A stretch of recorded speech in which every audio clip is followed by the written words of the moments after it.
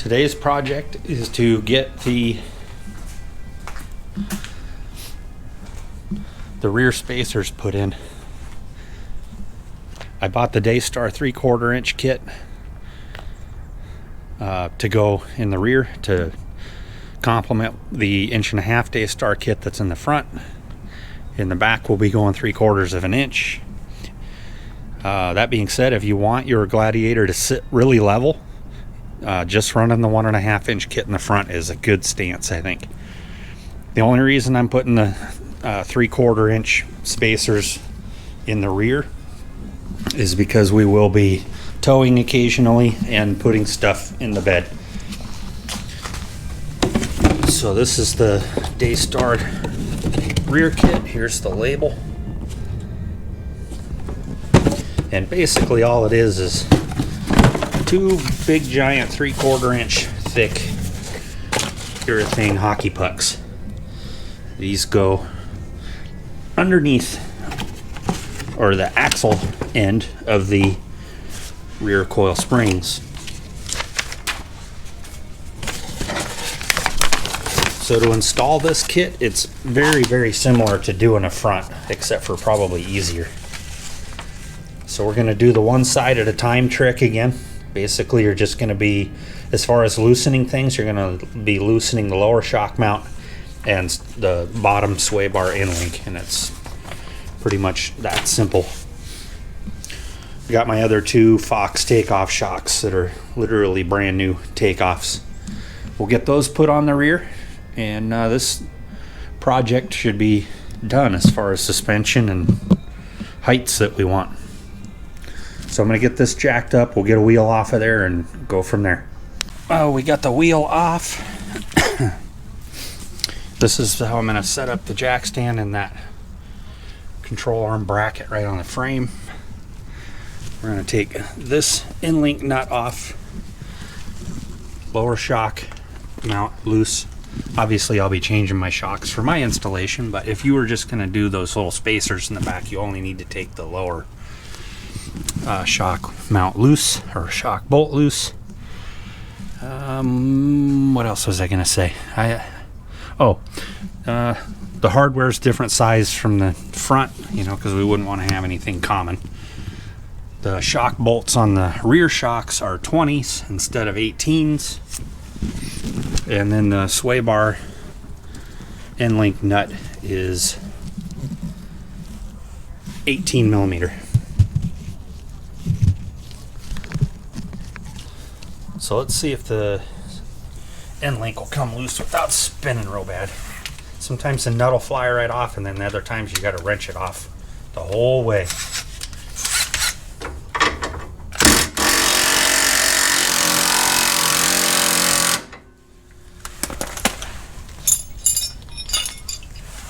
Looks like we're wrenching it. Okay, it didn't take very long. Spin this nut off of here.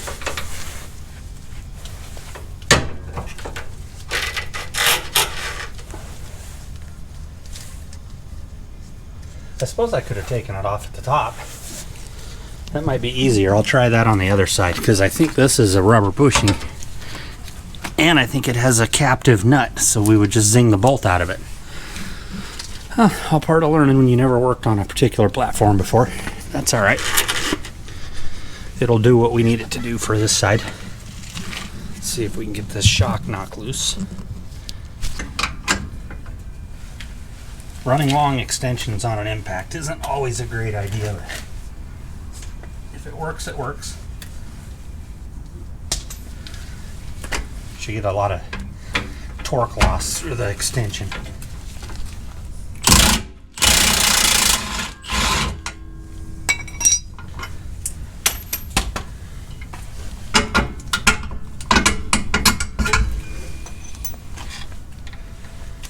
Alright, lower shock bolts out.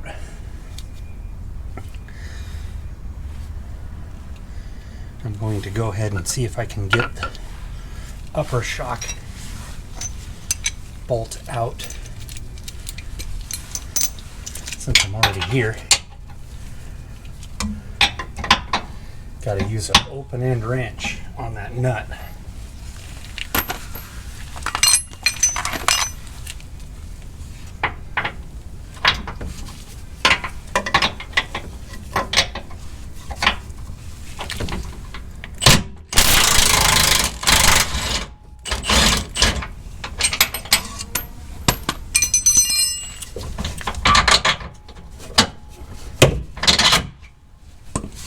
And the rear shock is off.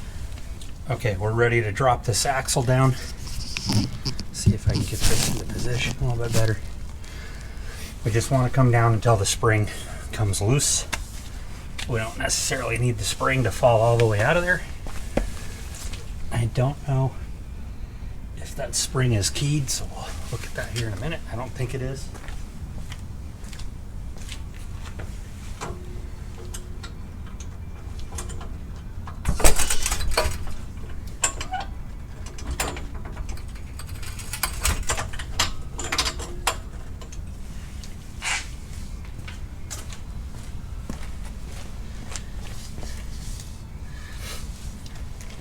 Make sure our jack stand's not tipping.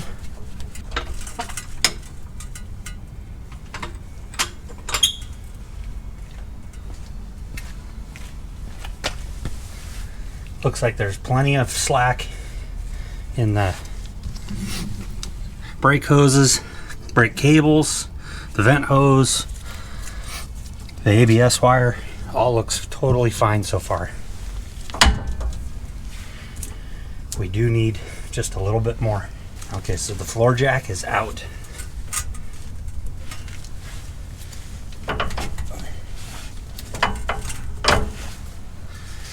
Might have to get the boy to come out here and stand on this axle for me.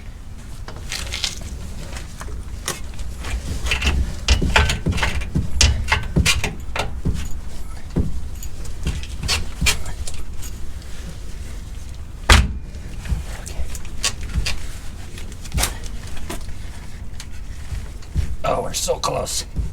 Hop.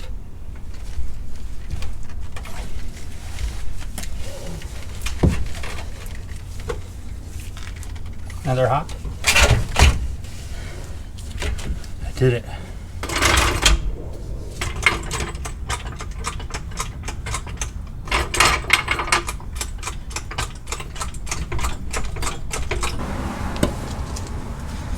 All right, that was a tiny little bit of a struggle, but we got it in there without dismantling 3/4 of the truck. So I'm gonna go ahead and, yes, I'm out of breath a little bit.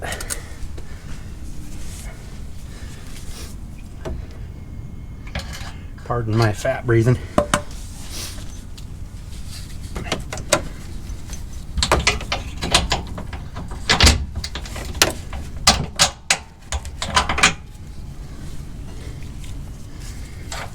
We're going to put all this stuff back together and reverse. The reverse of however it was taken apart, as they say.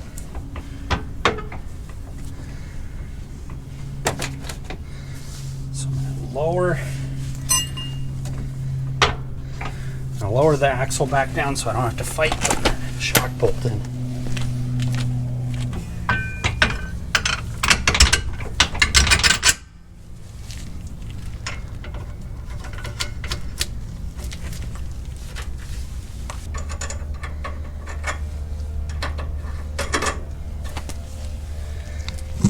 Okay, if you're doing whole shocks, the super thin plastic fender liner you can just push out of the way. Make sure when you torque this bolt up that you don't smash the plastic in the shock bolt, if you care about those kind of particulars. I'm going to torque this up, torque the sway bar end link back up, torque the shock back up, put the wheel back on, and we're done with this side. All right, killed the battery on the camera. Got the passenger side all put back together, wheels back on, 2 shock bolts tight, and the 1 sway bar end link retorqued. So let's see if we can do this a little bit quicker on the driver's side now that we have all of our ducks in a row, as they say. Now on this side, I'm going to try taking the this upper sway bar bolt out.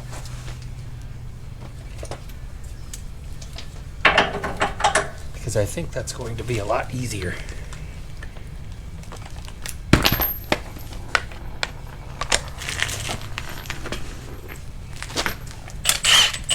Using Big Bertha this time.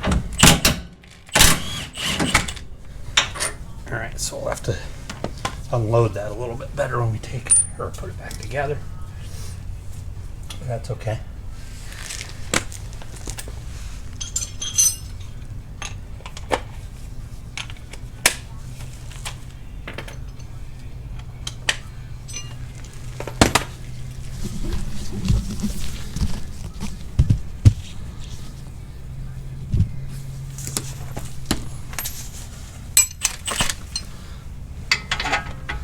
Super long extension is working. I don't like it, but it's working.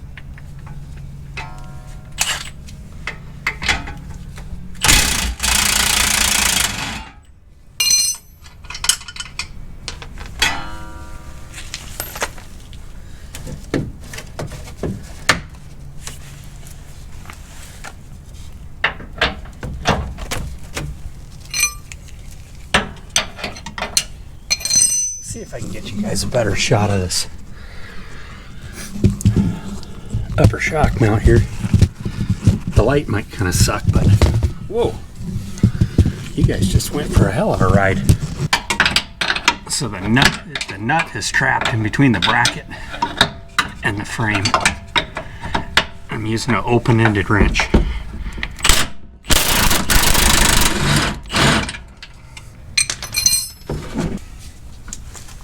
So these shocks have a little gas charge in them, so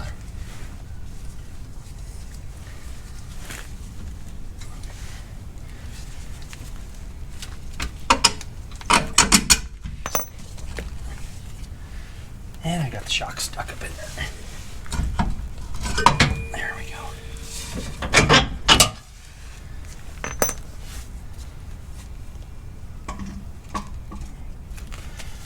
All right, now we're ready to drop the axle down on this side. Our racing shocks. Your stock Wrangler or Rubicon. Sure.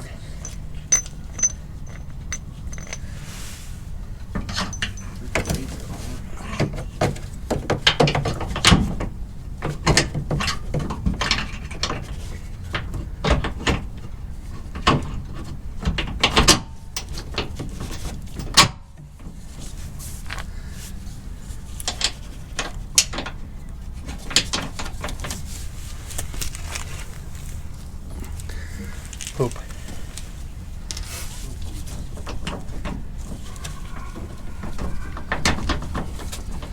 If you don't take the nut back off, you cannot pull that bolt out.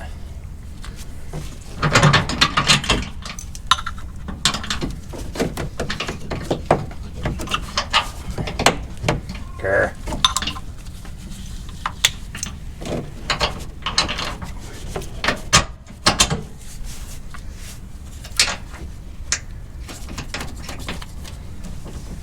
Just a tiny bit up. Hold on.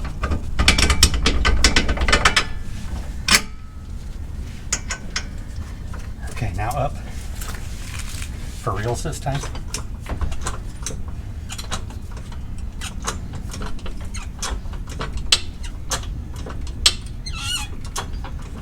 Keep coming. Hold on. So much easier when you have two people, I have to admit. All right, bud, that's it. Wheel back on. Gotta tighten stuff first.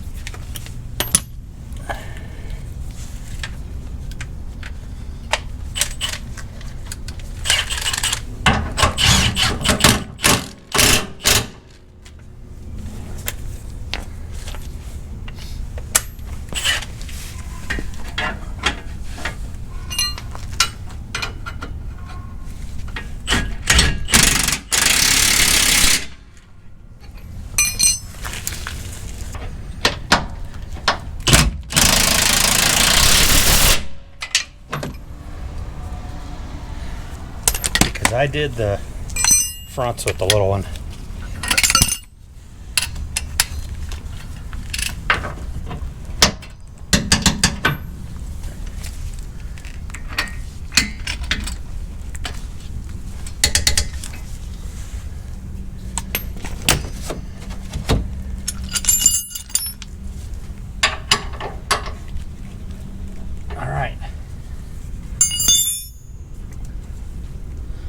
This side is done. We put wheel back on.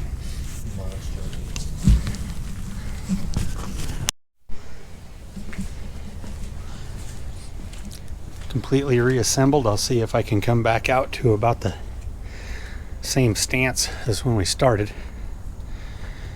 And we're 3/4 of an inch higher in the back now. 3/4 of an inch equals 3/4 of an inch on a Jeep. Unlike some cars with independent stuff. So now we're going to take it out, drive it around the block, make sure nothing falls off. If you guys have any questions, you know where to put them.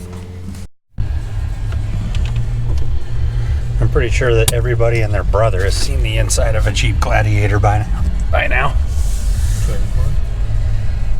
Let's go down by Carly's house.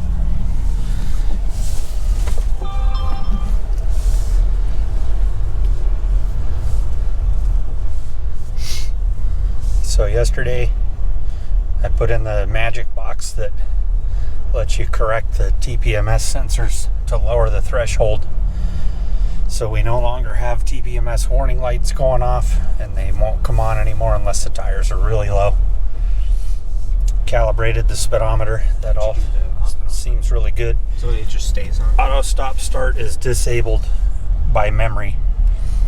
So every time you cycle the key, that button stays wherever you had it last, instead of having to turn it off every single time.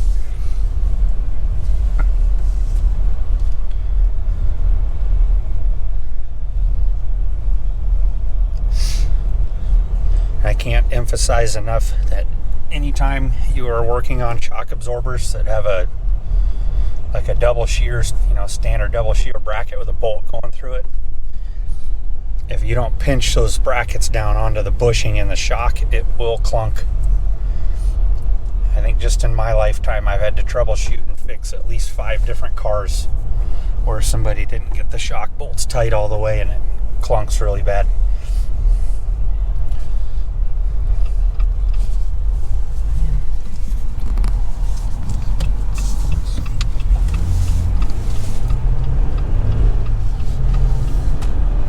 I still get a kick out of that little tiny Jeep in the corner of the window every time I see it. Did you see that? No. No way. That was the weirdest thing ever. I hope it was caught on our action camera. It might have been. It actually probably should have been. And if you did, you'd really want to rewatch that. What just drove by. Oh, what was it? I don't even know what they're called. They're like, I don't even know, but it had giant donk wheels, rubber band tires. That looks like Uncle Jason's truck, but in 4x4.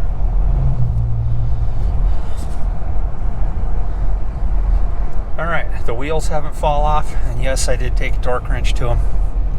There's no clunks, no rattles. Everything seems to be just fat, dumb, and happy. Ooh, a Jeeper, and they waved at us. Ha!